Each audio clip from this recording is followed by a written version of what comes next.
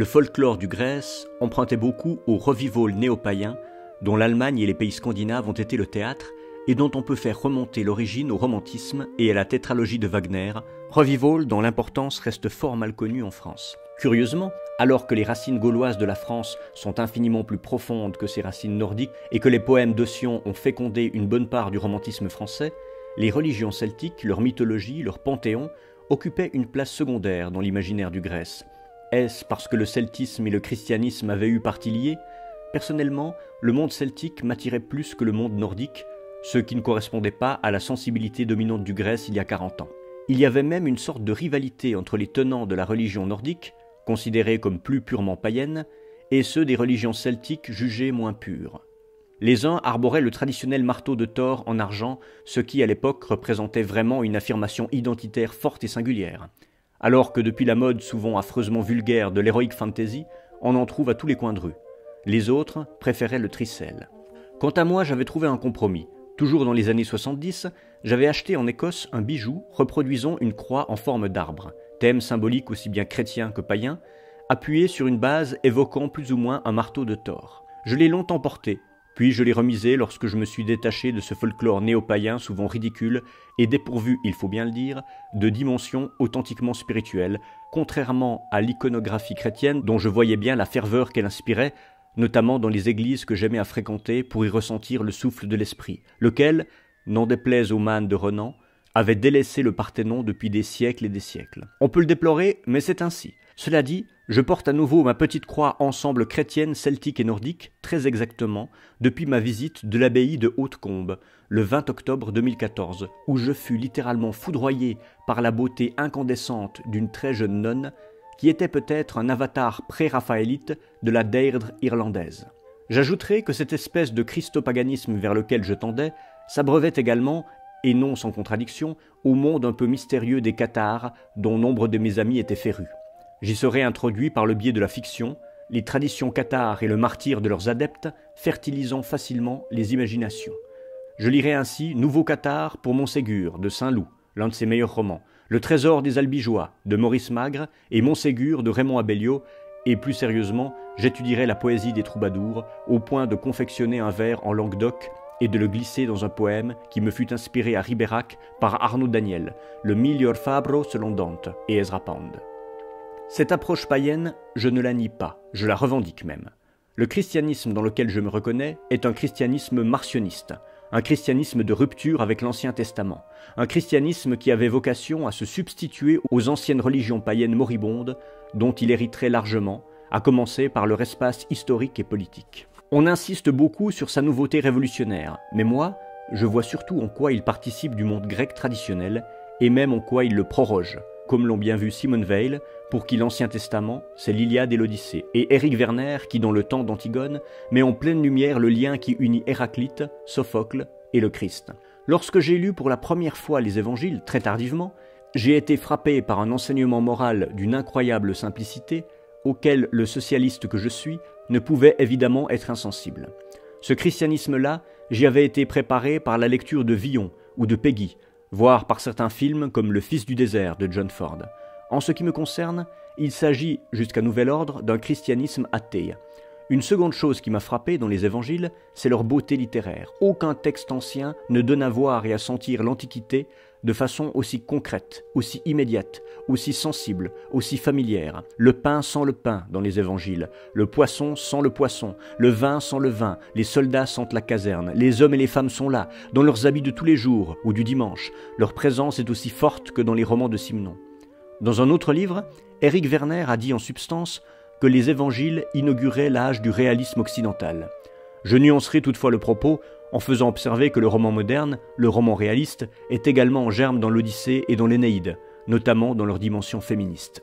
Contrairement à ce que j'ai longtemps cru, il n'y a donc pas, selon moi, de solution de continuité entre l'Antiquité et l'ère chrétienne. Ce n'est pas pour autant que je sois devenu insensible aux martyrs d'Hypatie ou à la douleur des vieux Romains devant l'effacement de leurs dieux, auquel plus grand monde déjà ne croyait à l'époque de Cicéron, et de leurs rites séculaires, et je ne puis lire sans émotion un poème tel que De Reditu Suo, composé au Ve siècle par le patricien païen Rutilius Namatianus, et dont une belle adaptation cinématographique, de style assez rossellinien d'ailleurs, a été réalisée en 2003 en Italie, De Reditu il Ritorno de Claudio Bondi, malheureusement inédit en France. Mais il ne faut pas oublier que l'effroi et le chagrin suscités par l'effondrement de l'Empire romain, très perceptible dans le poème de Rutilius, étaient pareillement ressentis par nombre de chrétiens, ce qui n'a rien d'étonnant du reste, puisque l'Empire était devenu chrétien. C'est saint Jérôme qui, informé du sac de Rome par Alaric en 410, écrivait de Bethléem à sainte Eustochium: « Qui pourrait le croire? Qui pourrait croire que Rome,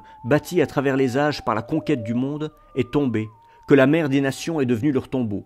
Face à cette catastrophe, disait encore saint Jérôme, il ne reste que les larmes. » Pour revenir aux évangiles, j'avais été tellement enthousiasmé par leur réalisme élémentaire, leur humanité palpable, que j'avais suggéré à Gérard Blin de tourner celui de Luc, qui me semblait bien correspondre à sa sensibilité et à son tempérament, à son style qui aujourd'hui encore est un modèle et une source d'inspiration pour de jeunes cinéastes. De plus, autant Blin avait été mal à l'aise dans la peinture de la société du Second Empire avec La Fortune de Gaspard, autant il aurait été à son aise dans une antiquité plus proche d'un tableau de Millet que de Jérôme, d'un film de Bresson que de Cécile B. 2000.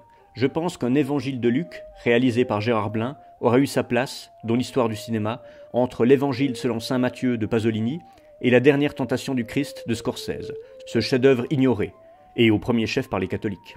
C'est dire que mon adhésion, et non ma conversion au christianisme, ne procède pas d'un acte de foi, d'un credo, et encore moins d'un raisonnement philosophique, mais d'une attirance historique, esthétique et morale, et bien qu'athée jusqu'à nouvel ordre, comme je l'ai dit et répété, je suis tenté de tenir que Dieu ne s'est pas seulement incarné dans la personne du Christ, mais dans toutes les œuvres que la chrétienté a produites et qui ne sauraient être mises sur le même plan que les œuvres profanes. Comment ne pas être chrétien à l'écoute des larmes de Saint-Pierre de Roland de Lassus, des leçons de ténèbres d'Alessandro Scarlatti ou du livre du serviteur de Claude Baïf? Comment ne pas être chrétien dans la lumière des vitraux de la cathédrale de Bourges, devant la Pietà Rondanini de Michel-Ange ou devant les pèlerins d'Emmaüs de Rembrandt, le tableau du musée Jacquemart-André? Comment ne pas être chrétien, enfin, en regardant Europe 51 de Rossellini? Pour répondre à la théorie selon laquelle le christianisme aurait désenchanté le monde, je dirais que primo, c'est le paganisme antique qui l'a lui-même désenchanté en se desséchant, en se réduisant au mieux à une philosophie, et que secundo, l'art chrétien le réenchante en permanence. Encore faut-il avoir des yeux pour voir et des oreilles pour entendre, et c'est bien la raison pour laquelle je hais le protestantisme qui fait du monde un désert spirituel et un gigantesque casino. L'enseignement du Christ, tel que l'ont transmis Adélaïde de Bourgogne ou Lamennais, est aujourd'hui la meilleure, la seule réponse à l'horreur du monde moderne. Les dieux sont morts, Dieu est mort, d'accord, mais le Christ est vivant dans le marbre de Michel-Ange ou dans les actes de ses disciples, comme mon amie Séverine Dubois dans les bidonvilles de Manille ou de Lima. Aujourd'hui, je ne serais pas loin de reprendre à mon compte cette pensée de Philippe Barthelet, selon laquelle ce qui était vivant dans le paganisme est passé très naturellement, ou très surnaturellement, à ce point les mots sont synonymes, dans le christianisme. Je pourrais presque dire, mais j'ai l'impression de l'avoir déjà dit, que j'abjure mon antichristianisme. Mon antichristianisme était d'ailleurs surtout un anti-judéo-christianisme, mais j'étais à l'époque d'autant moins apte à faire la distinction que, faute d'avoir reçu une culture religieuse, et a fortiori de l'avoir approfondie, je ne savais finalement pas grand-chose du christianisme, du judaïsme et du judéo-christianisme. Mais curieusement, lorsque je me suis laissé emporter par la vague antichrétienne du Grèce, je n'ai pas pour autant jeté Peggy aux oubliettes, ni vu diminuer ma conviction selon laquelle l'inspiration religieuse, et nommément l'inspiration chrétienne, pousse les artistes et les musiciens vers des sommets d'émotions esthétiques auxquels une inspiration profane ne saurait prétendre, à quoi s'ajoute le sentiment du sacré que j'ai toujours éprouvé en entrant dans une église.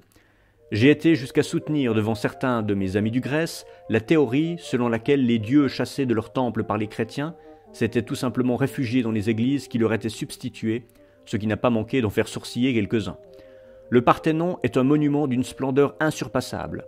Stonehenge est un lieu propice à toutes les rêveries et à toutes les fantasmagories, mais ce n'est plus là que souffle l'esprit, et je me suis quand même assez vite aperçu que les tentatives pour l'y ramener étaient vouées à l'échec et au ridicule. Cela ne m'a toutefois pas empêché d'apporter ma contribution au néopaganisme en vogue aux Grèces, d'allumer des feux de solstice, et même de mettre en scène, au début des années 70, un procès en réhabilitation des sorcières brûlées par l'Église, en m'appuyant notamment sur Michelet. Je ne regrette évidemment rien de ces emballements néo-païens, surtout dans leur dimension festive, esthétique et théâtrale, et j'en ai même parfois la nostalgie. Je ne pourrais plus, en revanche, m'y prêter.